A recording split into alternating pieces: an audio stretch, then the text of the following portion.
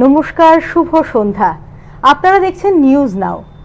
আমি আপনাদের সাথে রয়েছি মৌসুমী।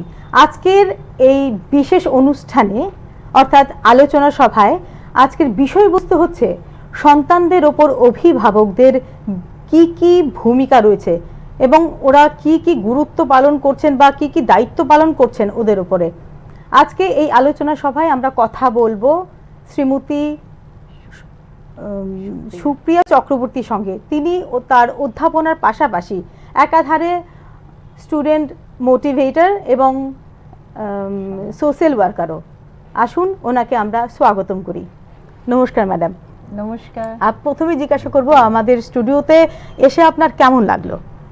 আমি ভীষণ আনন্দিত, কেন কি এটা আমার প্রথমবার আসা নয়, আমি আরও অনেকবার এসেছি। এখানে আমার খুব ভালো লাগে কথা বলতে, সবাই ভীষণ ভালো। আজকের যে আলোচনা সভাটা হচ্ছে বিশেষ করে সন্তানদের উপরে, মা বাবাদের কি কি ভূমিকা পালন করতে হবে সেই ব্যাপারটি নিয়ে।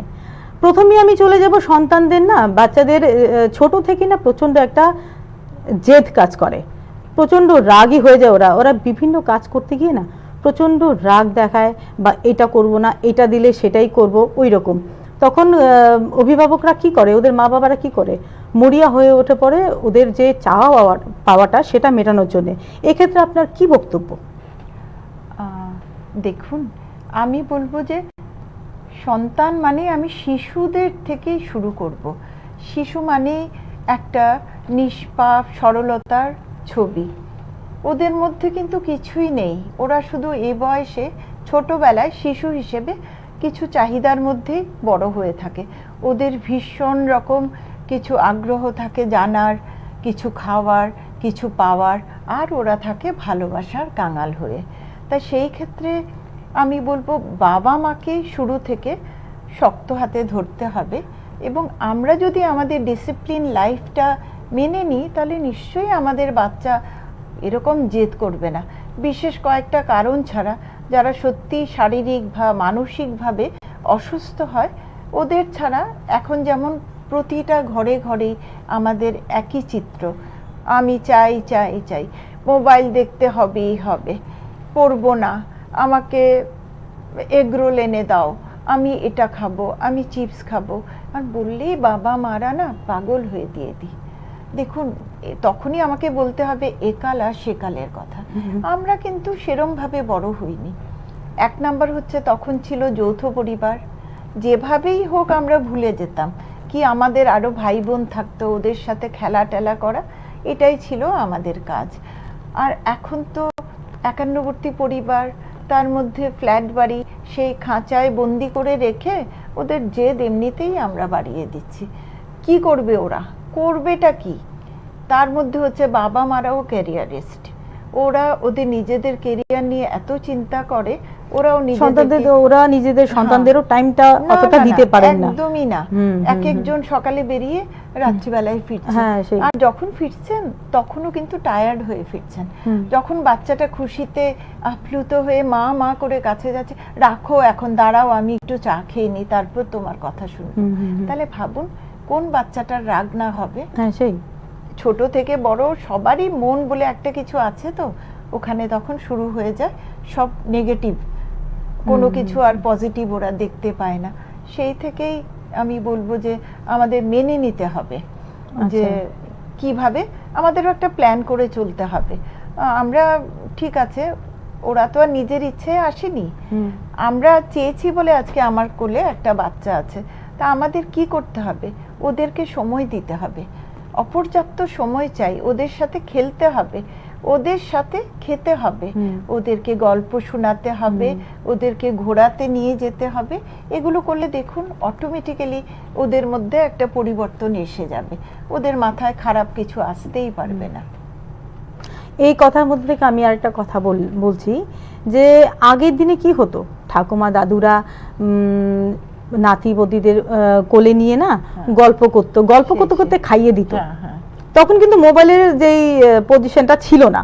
আজকাল কি হয়, দেখা যায় যে বাচ্চারা ভাত খাচ্ছে না বা কিছু খাচ্ছে না, তো মা বাবারা কি করে, মোবাইলটা হাতে ধরিয়ে দেয় পটাম করে, এই নে দেখ মোবাইলটা দেখ। তো ওরা কি করে না, মোবাইলটা হাতে দিয়ে ব্যাস মা সিরিয়াল দেখতে লাগলো, বাবা ল্যাপটপ ঘাটাঘাটি করলো, ওই রকম সিচুয়েশনটা চলে আসে। তাহলে এই ক্ষেত্রে আপনার কি মত, যে ওদের হাতে কি মোবাইলটা দেওয়া উচিত? না গো, অবশ্যই না।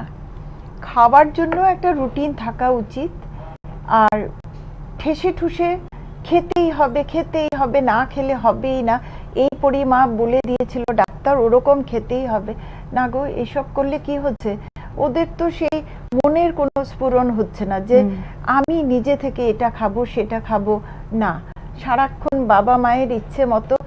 তারপর আজকাল তো সেটাও আছে, পেস্ট করে বাস সব নিউট্রিশিয়াস ফুড একসাথে পেস্ট করে এবার ঢকঢক করে খেতেই হবে। না, এসব না করে আমি বলবো যে আমরা নিজেরাও বসবো, আমরাও খাবো, ওদেরকেও খেতে দেবো। বাবা তুমি নিজের হাতে খাও, খেতে পারছে না, ঘর ভরিয়ে দিচ্ছে, কিন্তু আমাদের এটা মেনে নিতে হবে, তাও তো 1 স্পুন হলেও খাবে নিজের হাতে।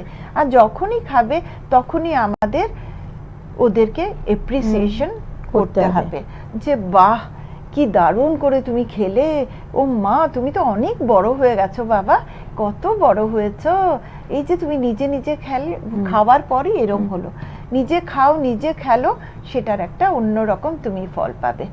নাও তো বাবা আরেক চামচ নিজে খাও তো দেখি, হয়তো সেবার খেলো না, কিন্তু যতটা নিজের ইচ্ছায় খেয়েছে সেটার কিন্তু একটা আলাদাই গুণ রয়েছে।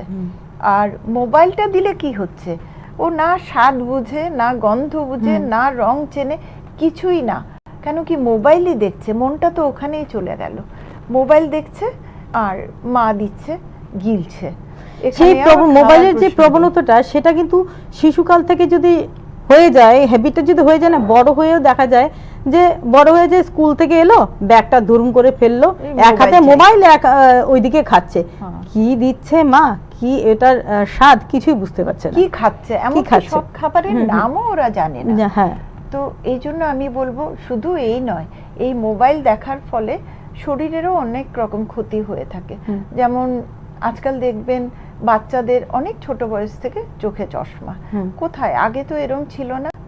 কেন কি না, এত যে মোবাইল দেখার নেশা, অন্ধকারেও বসে বসে মোবাইল দেখছে, তারপর ওরা যে দেখে বিভিন্ন চ্যানেলে চলে যায়, সেইগুলো থেকেও ওদের মধ্যে নেগেটিভ কিছু পয়েন্ট মাথায় চলে আসে।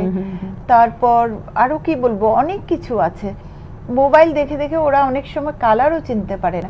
আর মোবাইলে তো কোনো কনস্ট্রাকটিভ কিছু নেই, ডিস্ট্রাকটিভই আছে। বলুন না, কার্টুন দেখে কি কিছু শিখতে পারে? না, ওই তো কার্টুন দেখে সুপারম্যান ব্যাটম্যান ওপর থেকে জাম্প করেছে, ওরাও জাম্প করবে, ওরে ব্যথা পাবে, কিছু একটা অঘটন ঘটবে। তাই আমি বলবো প্লিজ বাবা মাদের কাছে আমার একান্ত অনুরোধ, আপনারা ওদের একটু সহযোগিতা করুন। যেমন ধরুন খাওয়ার টেবিলটাই, খাওয়ার জায়গাটাই এক এক দিন এক এক রকম করে গুছিয়ে দিলেন, এমনকি প্লেটটাও এক এক দিন এক এক রকম দিলেন, খাওয়ারটাও কম হোক। আজকে যদি পরোটা দিয়ে থাকেন, কাল একটু ফ্রাইড রাইস দিন, পরশু একটু কিছু ভাতকে একটু ভেজে অমলেট দিয়ে করে দিন, তাহলে ও দেখবে ও মা এটা আবার কি খাবার, তাহলে ওর খাওয়ার প্রতি একটা আগ্রহ আসবে। আর টেস্টটাও তো সে চিনতে পারবে, টেস্টটা চিনতে পারবে, খাবারগুলোর নাম জানতে পারবে। এই জন্য বলছি যে মোবাইল দেবেন না, টিভির সামনে বসেও খাওয়াবেন না। হয়তো আপনারা নিজেরা গল্প বলুন, ক্রিয়েটিভ কিছু ওর মনে ঢুকিয়ে দিন, আদারওয়াইজ এসব দেবেন না, এসব ছাড়া খাওয়ানোর অভ্যেস করুন। আরেকটা কোশ্চেন ম্যাম আমার, সেটা অনেকদিন ধরেই মনে হচ্ছিল যে মা বাবাদের ভূমিকা তো অপরিসীম, সন্তানদের পাশাপাশি বন্ধুর মতো হয়ে থাকতে হয়, কিন্তু একটা সময়, একটা পর্যায়ে আসে যখন বাচ্চারা কৈশোর থেকে না যৌবনের দিকে যায়, এই যে যাত্রাটা, তখন মা বাবাদের কেমন ভাবে ওদের সাথে বিহেভিয়ার করতে হয়? একদম, আপনি একটা ভীষণ ভালো এবং গুরুত্বপূর্ণ প্রশ্ন করেছেন। সত্যি কৈশোর থেকে যৌবনে পা দেওয়া, সেটা হচ্ছে বয়স সন্ধিকাল, বা ইংলিশে আমরা বলে থাকি অ্যাডোলসেন্স পিরিয়ড। এটা কিন্তু একটা সাংঘাতিক সময়। ওই সময় ওদেরকে বোঝা এবং বোঝানো, এটা একটা খুব কঠিন ব্যাপার, বা ওদেরকে বুঝে নেওয়া, কি যে চায় এরা আর কি যে না চায় আমরা কেউ বুঝতে পারি না। আমিও তো একজন মা, তাই আমি বলছি, আমি নিজেও দেখেছি এই সময়টাতে আমাদের অনেক কিছু ফলো করতে হয়। যেমন ধরুন কোথায় যাচ্ছে সেটাও কিন্তু আপনি ডাইরেক্ট কিছু জিজ্ঞেস করতে পারবেন না, তাতে ছেলেরা খুব রেগে যায়। কেন, আমি কি বড় হইনি? আমাকে কেন এত কথা বলতে হবে তোমাকে? না, আমি চলে আসব, এতটার মধ্যে আমি চলে আসব। মেয়েদের বেলায় হ্যাঁ, আমাকে মা বাবা কোথাও যেতে দিচ্ছে না বলেই কান্নাকাটি জুড়ে দেবে। এগুলো হচ্ছে অ্যাডোলসেন্স পিরিয়ডের কিছু, কি বলবো, আমরা যা দেখি আর কি ক্রিয়াকলাপ। ওদের ক্যারেক্টারিস্টিক্সগুলো এরকমই হয়। তারপর কেউ বাড়িতে এলো, কথা বলবে না, সামনে দিয়ে চলে যাবে হেঁটে। কিন্তু এটা তো আমরা শেখাইনি। আমরা তো সাধারণ জীবনযাপন পালন করি, প্রত্যেকটা মানুষের সাথে আমাদের মানে কি বলবো অন্তরঙ্গতা রয়েছে বা আত্মীয়তার বন্ধনে আমরা আবদ্ধ। জিজ্ঞেস করলো, কী রে বাবা কেমন আছিস? ভালো, চলে গেল, কিচ্ছু করার নেই। তাই সেই ক্ষেত্রে আমাদেরকে লক্ষ্য রাখতে হবে। যেমন ধরুন ঘরে কেউ এসছে, তখন আমার মেয়ে ঢুকলো, আমাকেই বলতে হবে, বাবিন দেখো দেখো তোমার আঙ্কেল এসছে, আঙ্কেলকে একটু হ্যালো বলে যাও, তাহলে দেখবেন একটু হাসি দিয়ে তাও কথা বলছে। আদারওয়াইজ সোজা নিজের ঘরেই চলে যাবে। ওদের জগৎটাই তো তখন অন্যরকম থাকে। এটা হচ্ছে একটা। তারপর ওদেরও খাওয়ার সময় আমাদের সাথে নিয়ে বসতে হবে। ওরা কিন্তু আমাদের মতন খেতে ভালোবাসে না, ওদের জন্য junk food is the main food. তো ওইরকম থাকে। বাচ্চারা কি করে যে জাঙ্ক ফুডটা বেশি পছন্দ করে, সেক্ষেত্রে মা বাবারা যদি না বারণও করে ওরা কিন্তু মানতে চায় না। তখন ওই জাঙ্ক ফুডের যে টেস্টটা, ওটা ঘরের মধ্যে অনেক কিছু কি কি এরকম করতে হবে মা বাবাদের, যে ওদের ওই ওরা যাতে ওই ফুডটা যাতে আর না নেয় বা ইন্টারেস্টটা যাতে চলে যায়। বা জাঙ্ক ফুড দেখুন বাইরে থেকে কিনে এনে খাওয়ার চাইতে ঘরে বানিয়ে দিক। আবারও বলবো যে মাদের আরেকটু সময় দিতে হবে। চলো একদিন বানিয়ে দিলাম, তারপর আপনি বলবেন সন্তানকে যে দেখো রোজ দিন তো এগুলো করা যাবে না, আমাদের তো কাজকর্মও করতে হয়, বাবা আবার 7 দিন বাদে তোমাকে আরেকটা নতুন খাবার করে দেব। ভালো করে বুঝিয়ে বললে, না বকে, আমি জানি যে ওরা মেনে নেবে। আর যদি আমরা রেগে যাই, কি রোজ দিন জাঙ্ক ফুড খাওয়ার জন্য পাগল হয়ে যাস, কিচ্ছু দেব না, কিছুই পাবি না, না, এতে কিন্তু ওরা আরো খেপে যাবে। তা ওদেরকে আমাদের বুঝিয়ে বুঝিয়ে চালিয়ে নিতে হবে। তারপরে এই যে একা ঘুমানোরও একটা প্রবণতা থাকে, ওরা একা ঘরে থাকতে ভালোবাসে, সব কিছুতেই একা, না লাগবে না, কিন্তু না, আমাদের এগুলো দেখতে হবে। কেন কি বয়ঃসন্ধিকালে এগুলো আসে মানে ওদের, এটা তো অন্য কিছু না, এটা তো মানে একটা কি বলবো প্রাকৃতিক একটা রূপ, এটা তো কৃত্রিম কিছু না। আমাদেরও ছিল, কিন্তু আমাদের তো বললামই আমাদের সময়টা ছিল অন্যরকম। অনেক ভাই বোন, এখন তো প্রতি ঘরেই একজন কি দুজন বাচ্চা, তো তারপর বললাম ফ্ল্যাট বাড়ি, তো ওদের কাছে রয়েছে কি টিভি আর মোবাইল, এই জন্য এই সমস্ত বেশি হচ্ছে। আর সেই ক্ষেত্রে আমি বলবো যে বকাবকি না করে বুঝিয়ে শুনিয়ে ওদের কন্ট্রোল করতে হবে। আর যতটাই পারেন ওদের কাছ থেকে মোবাইলটা সরিয়ে নেওয়ার চেষ্টা করবেন।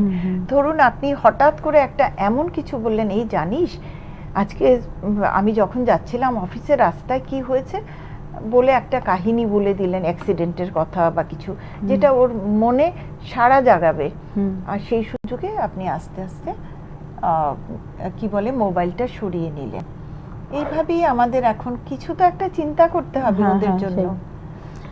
অনেক সময় দেখা যায় বাচ্চারা যখন স্কুল থেকে পরীক্ষা দিয়ে আসে, তখন ওরা কি করে, ওরা বাড়িতে গেলে তো মা বকবে, বাবা বকবে, ওরা কি করে কি অনেক সময় প্রশ্নের মধ্যে না মনে করেন দেওয়া আছে যে কোনো 3টে দাও, ও 2টো দিয়েছে, ওইখানে কেটে 2টো দিয়ে রাখে। তারপর যখন নাম্বার পায় তখন ওরা কি করে নাম্বারের উপর ওভাররাইট করে দিয়ে রাখে যে না, এই তো মা বকবে, বাবা বকবে। তারপর পড়াশোনা না করলে মা বাবা কি বলে যে এই তুই পড়াশোনা করলি না, তোকে এইটা দেবো না, এইটা দেবো না, এরকম করে। এই ক্ষেত্রে কি করা উচিত? সেটাই বলছিলাম, কি নেতিবাচক কথা আমরা কখনোই ভাববো না, ওদেরকে বলবো না, ঠিক আছে? কেন কি নেতিবাচক কথা থেকেই কিন্তু শুরু হয় ওদের মনের যত আক্রোশ। আমরা আলোচনা সবাই আবার ফিরে আসছি, এখন সময় একটা বিজ্ঞাপন বিরতি। তো দর্শক বন্ধুরা, এখন সময় হচ্ছে একটা বিজ্ঞাপন বিরতির পর আমরা আবার ফিরে আসবো আমাদের আলোচনা সভায়। আপনি দেখছেন নিউজ নাও, আমরা জানি কোনটা খবর। প্রথম আলো এলো শুদ্ধ সকাল, শুদ্ধ সলিলে আজ বাজালো ত্রিতাল, মন্দিরে শুদ্ধ পূজার ধ্বনি, অগ্নি শুদ্ধ হলো সিঞ্জিনী, পরিণীতা নারী তুমি অনুপমা, শুদ্ধ সোনায় সাজো হে নিরুপমা। শুদ্ধতার স্বর্ণ মন্দির, কালিকা জুয়েলার্স, আগরতলা। একটু চেষ্টাতেই দুল লেগে যায় নববধূর কানে, একটু চেষ্টাতেই মানিয়ে নেওয়া যায় বিবাহিত জীবনে। নানা অনুভূতি জড়ানো বিয়ের গয়না, শ্যাম সুন্দর কোম্পানি জুয়েলার্স। আপনি দেখছেন নিউজ নাও, আমরা জানি কোনটা খবর। ফিরে এলাম বিজ্ঞাপন বিরতির পর। আমরা চলে যাচ্ছি এবারে আমাদের আলোচনা সভায়। তো আমরা কথা বলছিলাম বাচ্চাদের পড়াশুনো নিয়ে। পড়াশোনার ওরা যে ভয় পায় মা বাবাদের নাম্বারটা পেলে পরে, ওদের ভিতরে না একটা আতঙ্ক সৃষ্টি হয়ে থাকে যে আমার মা বকবে, বাবা বকবে, এই জায়গায় আমি কি করব, কি করা উচিত। সেই জায়গায় মা বাবাদের ভূমিকাটা কি, কি হওয়া উচিত?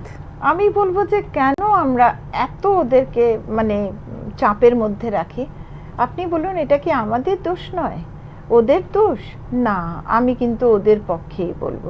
আমরা কি করি, মানে ঘর থেকে বেরোনোর আগ মুহূর্ত পর্যন্ত এই দেখ তোদের ক্লাসের সপ্তমিতা 100-তে 100 পায়, তুই কেন পাস না, তোকেও পেতে হবে, এবার যদি তুমি পেতে পারো তোমাকে আমি অমুক জিনিসটা কিনে দেব। এই যে আমাদের একটা প্রবণতা মার্কসের পেছনে ছোটার, এটা কি ঠিক বলুন? এতে তো ওদের মাথায় মানে ওরা যতটা না পারছে, আমাদের হাতের যেমন 5টা আঙ্গুল সমান নয়, সেরকম তো প্রত্যেকটা লোকও সমান নয়, প্রত্যেকটা বাচ্চাও সমান নয়। কাজে কিছু বাচ্চা আছে এর মধ্যে ভীষণ সেন্টিমেন্টাল, ভীষণ টাচি। ওদের তখন মনে হয় আমি কেন মাকে কষ্ট দেব, না না না, তাহলে আমি এগুলো লিখে নিয়ে যাই, at least for few days I will be very free with my mother, she will love me very much.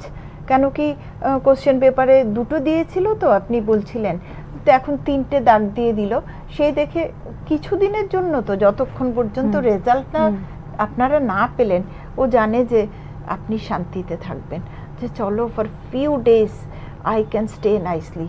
হ্যাঁ, তারপর খাতা পেয়ে যখন কম নাম্বার পেল, তখনও এই জন্যেই বাবা মাকে খুশি করার জন্য। কিন্তু বলুন তো, এই খুশি কি আসল খুশি? না, এই করে করে ওদেরও মানে মেন্টাল, কি বলবো, মেন্টালি একটা স্ট্রেস এসে যায় এবং পড়াশোনার প্রতি ভীতি এসে যায়, অবসাদ এসে যায়। অনেকে দেখবেন পড়তে বসেই ঘুমোতে থাকে, এটা হচ্ছে পড়তে আর ভালো লাগছে না, আর বলেও ওরা ম্যাম আর কত পড়বো। এক্ষেত্রে আমি একটা কথা ম্যাম বলবো, অনেক সময় যেমন ক্লাস 11-12-এ যখন বাচ্চাদের একটা সাবজেক্ট সিলেকশনের একটা ব্যাপার আসে, তখন বাবা মার এই তুই আর্টস নিবি না তুই সায়েন্স নিবি, তুই সায়েন্স নিবি তুই কমার্স নিবি, কিন্তু বাচ্চাদের ইন্টারেস্টটা হচ্ছে অন্য সাবজেক্টে, ওদেরকে মোটিভেট করা হচ্ছে অন্য একটা সাবজেক্ট নেওয়াতে। সেই ক্ষেত্রে কি মা বাবারা ঠিক করছেন? না, একদমই না। আমি নিজে অ্যাজ এ স্টুডেন্টস মোটিভেটার আমি বলছি, আমার কাছে প্রায় এসে বলছে ম্যাম দেখো আমি কিন্তু আর্টস নিতে চাইছিলাম, আমার বাবা দিল না, বললো না সায়েন্স পড়তেই হবে। তো কদিন আগে একটা বাচ্চা বলছিল আমার বাবা তো পাগল হয়ে গেছে আমাকে পলিটেকনিকে ঢোকানোর জন্য, ওর বাবাও এসেছিল। আমি বললাম যে কেন কেন এরকম করছেন? বলছে না আমি তো রিটায়ারমেন্টে চলে যাব 3-4 বছর বাদ, তো এখন যদি ওকে পলিটেকনিকে দিই তাহলে 3 বছর 4 বছরে ও সব শেষ হয়ে যাবে, ও চাকরিতে ঢুকে যাবে। ভাবছেন তো ওরকম, ম্যান প্রপোজেস গড ডিসপোজেস, আমি এটাই ধরে নিচ্ছি। কেন কি 3 বছর বাদে যে আদৌ ও চাকরি পাবে তার কি সিওরিটি আছে? সিওরিটি নেই। আপনি যে এরকম প্ল্যান করে ওকে মোটিভেট করার চেষ্টা করছেন, এটা কি ভালো হচ্ছে? কেন কি ছেলেটি বলছে আমি নিতে চাই economics, sociology, pol science, psychology, see the condition, আর উনি বলছেন ফিজিক্স, কেমিস্ট্রি, বায়োলজি। আর আমি দেখলাম যে ওর কেমিস্ট্রি মার্কস খুবই খারাপ, ফিজিক্সের মার্কসও ভালো নয়। কি দরকার আমার ওকে টেনে হেঁচড়ে প্রেশার করার কোনো উচিত না। সায়েন্স পড়ানোর? কি পাবে হুম, সায়েন্সে গিয়ে? ও কি লাইন ধরতে পারবে? একে তো রেজাল্টই ভালো হবে না, যা আমার মনে হচ্ছিল, কেন কি মাধ্যমিকে ভালো কিছু করেনি। তারপর কেন ওর যেটা ভালো লাগে সেটাতেই ঢুকিয়ে দিন না, তারপর আপনারা একটু নার্চারিং করুন, দেখুন ছেলে খুব ভালো রেজাল্ট করবে, তার একটা ভবিষ্যৎ সত্যিই গড়ে যাবে। আর এই শুরু থেকে ওদের পেছনে লেগে লেগে ওরা বলবে না না না, আমরা বলবো হ্যাঁ হ্যাঁ হ্যাঁ, এই করে শুধু আমাদের মধ্যে মা বাবা ছেলে মেয়েদের সাথে ঝগড়াঝাটি চলতে থাকে। যেমন আজকে এখানে আসার সময় দেখুন কি মজা হয়েছে, আমি শুনছি একটা বাড়িতে মা আর ঠাকুমা দুজনে মিলে একটা বাচ্চাকে পড়ছে। পড়তে বসবি না এখনো? হ্যাঁ, এত ভালো তোকে টিফিন দিলাম, তারপরও তুই খেয়ে এখন তুই বলছিস টিভি দেখবি? যা শিগগিরই পড়তে যা। আর আমি তো আর বাচ্চাটাকে দেখিনি, আমার কানে আসছে বাচ্চাটা বোধহয় টিভি দেখতে চাইছিল, আচ্ছা। ভলিউমটা অনেক বাড়িয়ে দিয়েছে। তো দেখুন শুধু শুধু সন্ধেবেলায় ওরকম ঝগড়াঝাটির কি দরকার? উনি তো বলতে পারতেন বাবা পড়বি না এখন, কতক্ষণ গেলে তুই পড়তে বসবি, কতটা সময় টিভি দেখতে চাস। দেখুন একবার বলে ওরা নিজে থেকেই বলে দেবে কতটা সময় টিভি দেখতে চায়। তখন সেই সময়টা পার হয়ে গেলে তখন আপনি গিয়ে চাপ দিন, বলুন কি হলো, হয়ে গেল তো আধ ঘন্টা, তুমি তো বলেছিলে আধ ঘন্টা বাদে পড়বে। তখন আপনার কথাটার মধ্যে একটা যুক্তি থাকবে এবং বাচ্চারাও মেনে নেবে। জোর জবরদস্তি করে তো আর কিছু হয় না। অনেক ক্ষেত্রে দেখা যায় মা বাবাদের পার্সোনাল কিছু ইস্যু বা পারিবারিক কিছু কারণে ওদের মধ্যে প্রতিনিয়ত ঝগড়া হতে থাকে, তারপর এরা না একে অপরের কাছ থেকে আলাদা হয়ে যায়। এটা একদম অন্তিম পর্যায়ে পড়ে যায়, তখন ওদের মধ্যে একটা ডিভোর্সও হয়ে যায়, ওদের মধ্যে ডিভোর্সের যে সিচুয়েশনটা তৈরি হয়ে যায় একটা। তখন বাচ্চারা তো সব শুনছে, বুঝতে পারছে, যে সদ্যজাত শিশুরা তো বুঝবে না, কিন্তু যারা একটু বড় হয়ে গেছে ওদের মধ্যে তো সেই প্রবণতা কাজ করে। এখন তো মা বাবা আলাদা হয়ে যাবে, বাবার কাছে থাকবো নাকি মার কাছে থাকবো, ওই সময়টাকে ওরা না ভীষণ ডিস্টার্ব হয়ে থাকে ওদের মাইন্ডটা। তখন কি করা উচিত মা বাবাদের? তাই আমি সবাইকে বলবো আবারও একই কথা, আমরা যখন এদেরকে পৃথিবীর আলো দেখিয়েছি তখন আমি বলবো এটা আমাদেরই কর্তব্য ওদের জীবনটা ঠিকভাবে চালিয়ে নিয়ে যাওয়া। দেখুন ছোটবেলায় একদম ছোট্ট বয়সে বাচ্চারা যখন মায়ের কোলে বসে শব্দগুলো শোনে, উ আ এসব আমরাই বাচ্চাদের আদর করে শোনাই এবং সেখান থেকেই ওদের মধ্যে শব্দের উৎপত্তি হয় এবং ভালোবাসাটাও এসে যায়। মা বাবার কাছে থেকে থেকে ওদের একটা ভালোবাসার গণ্ডি তৈরি হয়ে যায়। তা হঠাৎ করে যখন একটু একটু করে বাচ্চাটাও বড় হতে লাগলো আর দেখতে থাকলো যে না, বাবা মা তো আমার সাথে যেমন করে কথা বলে সেরম ব্যবহার ওদের মধ্যে ওরা করে না, ওরা তো ভীষণ রকম চিৎকার চেঁচামেচি করে, তখন স্বভাবতই ওদের মধ্যে সেই প্রবণতা এসে যায়, চিৎকার করে কথা বলা, ধুমধাম করে মারার ইচ্ছে হয়েই যায়, হবে। আমরা যা দেখি ছোট বয়সে তাই শিখি।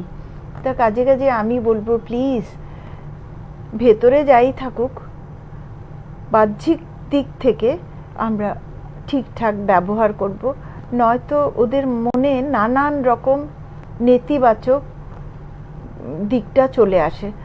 যেমন উনি বললেন, ম্যাডাম বললেন যে ওরা ভাবতে থাকে ওমা বাবা মা ঝগড়া করছে, এবার আমার কি হবে, আমি কোথায় যাব, ইস কালকে তো বাবা আমাকে একটা কত সুন্দর পুতুল কিনে দিল, আর কি আনবে আমার জন্য। আর সেই মুহূর্তে হয়তো মা মেয়েকে নিয়ে চলে গেল অন্য বাড়িতে। তাহলে ভাবুন তো একবার সেই মুহূর্তে ওর মনটার অবস্থা কি হয়েছে। তখন কি আপনার মনে হয় যে বাচ্চাটার আর পড়াশুনো হবে, বা আমরা যে উদ্দেশ্য নিয়ে একটা বাচ্চাকে জন্ম দিলাম আমরা কি সেই উদ্দেশ্য পালন করছি? না, পৃথিবীতে আর কোনো ভালো মানুষ তৈরি হবে না, কোনো সুনাগরিক হবে না যে দেশটাকে ভালোভাবে চালিয়ে নিয়ে যেতে পারবে, দেশের মঙ্গল চিন্তা করবে। তাই আমি একান্তভাবে অনুরোধ করছি সবাইকে হতেই পারে আমাদের কোনো এক সময় মনের মিল হলো না, তাই বলে বাচ্চাদের সামনে ঝগড়াঝাটি করবেন না। আর এরকম একটা পর্যায়ে যাবেন না যে আমরা আলাদা থাকব। বাচ্চাটা কার সাথে থাকবে বলুন? এই বাচ্চাদের মনে তখন এটাই ঘুরতে থাকে, এবং এরা কিন্তু আমাদের ব্ল্যাকমেইলও করে। কেন কি, কখনো বাবার দিকে, কখনো মায়ের দিকে। মাকে কখনো খুশি করার জন্য অনেক ভালো ভালো কথা বলবে, মায়ের সব কথা শুনবে, আবার কখনো বাবাকে খুশি করার জন্য বাবার কথা শুনবে। ব্যাস এগুলো করতে থাকে। তা এগুলো তো ভালো লক্ষণ না। তাতে তো এরা জীবনে ভালো কিছু শিখছে না। ওদের মনের মধ্যে সবসময় পজিটিভ নেগেটিভ, পজিটিভ নেগেটিভ। কাকে সাপোর্ট করব, কে আমাকে দেখবে, কার আন্ডারে চলবো, এসব ওদের নানান রকম চিন্তা ভাবনা হয়। আর তাছাড়া মানুষ মাত্রই আমাদের বিভিন্ন রকম মন রয়েছে। কিছু বাচ্চা আছে ওরা ভীষণ টাচি, ওরা ভীষণ মা নেওটা, কেউ বা ভীষণ বাবা নেওটা, কিন্তু আমাদের আইনের মাধ্যমে যখন কিছু একটা হয়ে যায় বেশিরভাগই বাচ্চাদের থাকতে হয় মায়ের কাছে, তাহলে ওরা বাবাকে ভীষণ মিস করে। তাই আমি বলবো একটাই কথা, প্লিজ আপনারা এমন কিছু ডিসিশন নেবেন না যে একে অন্যের সাথে থাকবো না। আসলে আমরা একে অন্যের পরিপূরক। আমরা একে অন্যের সাথে মিলেমিশে থাকলেই তো আমাদের বাচ্চারাও ভালো জিনিস শিখবে, জানবে। আর বাবার দায়িত্ব বাবাকে তো পূরণ করতেই হবে, ইভেন মায়ের দায়িত্ব মাকেই পূরণ করতে হবে। আমরা জানি মা মানেই হচ্ছে ধৈর্যশীল, সহনশীল। তাই মাদেরকে বলবো, চলুন আমরা আজ প্রতিজ্ঞা করি যে না, আমরা কোনো কিছু নিয়ে আর চেঁচামেচি চিৎকার করব না, আর যা হয় মেনে নেব। কেন কি, আমার বাচ্চাদের তো ভালো করতে হবে। এরা তো ভবিষ্যতে আমাদের মতনও জীবন পাবে না। ওদের চিন্তা করে আমরা সব মেনে নিয়ে সুন্দরভাবে সংসার করব। আমরা আমাদের এই আলোচনা সভায় একদম অন্তিম পর্যায়ে চলে এসেছি। তো এর মধ্যে ফাঁকে আমি একটা কোশ্চেন আপনাকে করব, যে অনেক সময় দেখা যায় কি মা বাবারা লেট নাইট শোয়ে ঘুমোতে যায় অনেক রাত্রিবেলায়, তো বাচ্চারাও না এটাকে ফলো করে। এক্ষেত্রে ওদের কি করা উচিত? অনেক সময় ধরুন বাবাদের অফিসের কোনো কাজ থাকে বা মারার কোনো কাজ থাকে, তো ওরা ওই লেট নাইটে ওরা কাজটাকে করে, তখন ওদেরকে বাচ্চারা কিন্তু ওদেরকে ফলো করে দেরিতে ঘুমোতে যায়। তখন এক্ষেত্রে মা বাবাদের কি করা উচিত? সেটা আমি প্রায়ই দেখি গো স্কুলে।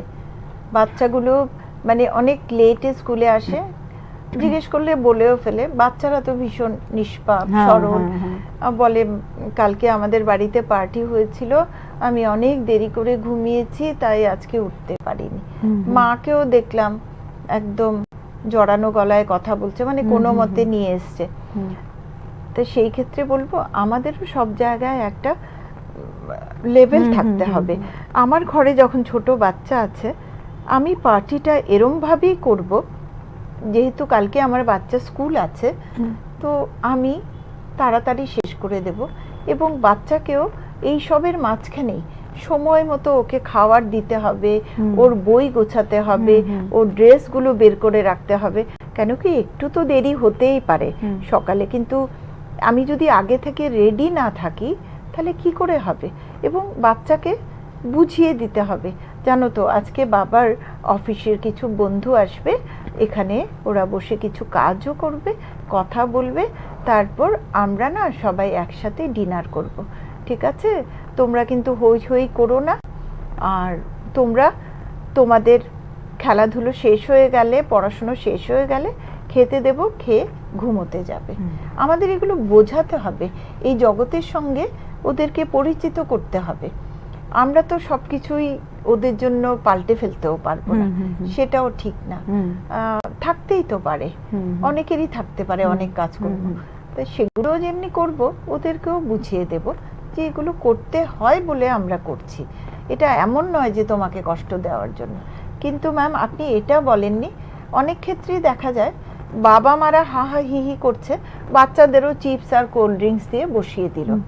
না প্লিজ এটা করবেন না, তাতে ওরা এটাই বুঝে যাচ্ছে যে this is the party time, my parents will also enjoy and they are giving us time to enjoy. So please এটা করবেন না। তখন অন্তত মারা বাচ্চাদের সাথে বসে একটু গল্প করুন, একটু দেশ বিদেশের কথা বলুন, ইন্টারেক্টিভ কিছু বানিয়ে দেখান। ঠিক আছে, আমাদের ওরকম চেঞ্জ করে করে করতে হবে, কখনো মা করলো কখনো বাবা করলো, তাহলেই তো আর কোনো সমস্যা হবে না। আপনাকে অসংখ্য ধন্যবাদ ম্যাম, আপনি আপনার সময় থেকে কিছুটা সময় আমাদেরকে দিয়েছেন এবং আমরা আপনার কাছ থেকে অনেক কিছু জানতে পারলাম, অনেক কিছু শিখতে পারলাম। অসংখ্য ধন্যবাদ। আমিও সবাইকে ধন্যবাদ জানিয়ে শেষ করছি। আমার হ্যাঁ। খুব ভালো লাগে এখানে আসতে, এখানকার সবাই ভীষণ ভালো। তো দর্শক বন্ধুদের উদ্দেশ্যে বলবো, আপনারা তো আশা করি অনেক কিছুই শিখতে পেরেছেন, জানতেও পেরেছেন। এখানেই শেষ করছি আজকের আমাদের এই আলোচনা সভা। নমস্কার।